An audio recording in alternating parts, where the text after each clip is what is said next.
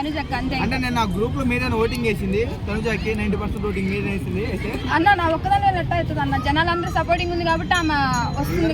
తీసుకెళ్ళావా ఏంటి? తీసుకెళ్ళావా? అందరితో ఏముందన్న, ఎవరి టాలెంట్ బట్టి వాళ్ళు వెళ్ళారు, బిగ్ బాస్ లో ఆడుతున్నారు.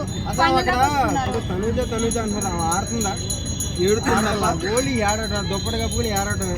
అవి ఏడవడానికి మీరు ఫ్యాన్స్ ఎలా అయ్యారు నాకు అర్థం కాదు. ఒక్క విషయం చెప్పాలంటే ఈ యూట్యూబర్లు అందరూ ఆమెను ఎంత నెగిటివ్ చేస్తే ఆమె అంతా ఫైనల్ గా వస్తుందని చెప్పి నా అంచనా.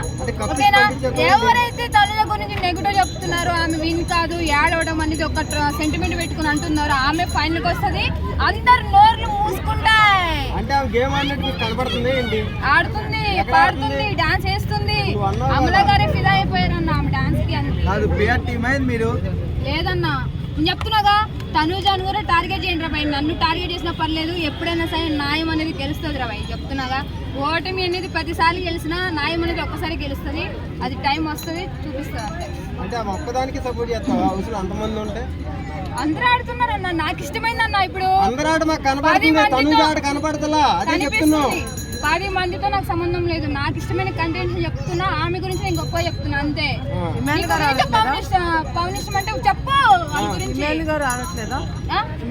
అదే అక్క, నేను ఎవరిని తక్కువ చేసి మాట్లాడినట్లేదు. సూపర్ అక్క, ఇమ్మానేమన్నా ఆయన తగ్గట్టు న్యాయం చెప్తున్నాడు బిగ్ బాస్ కి.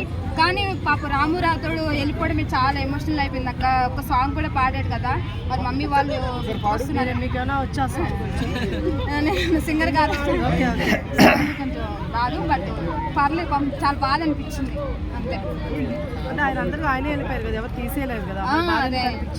అదే అక్క, ఇప్పుడు పేరెంట్స్ కన్నా పెద్ద బిగ్ బాస్ ఏం గొప్ప కదా అక్క. 50 లక్షలు అంటే ఈ సంవత్సరం కాకపోతే ఆయన రొట్టుగా 2-3 సాంగ్లు హిట్ అయిపోతే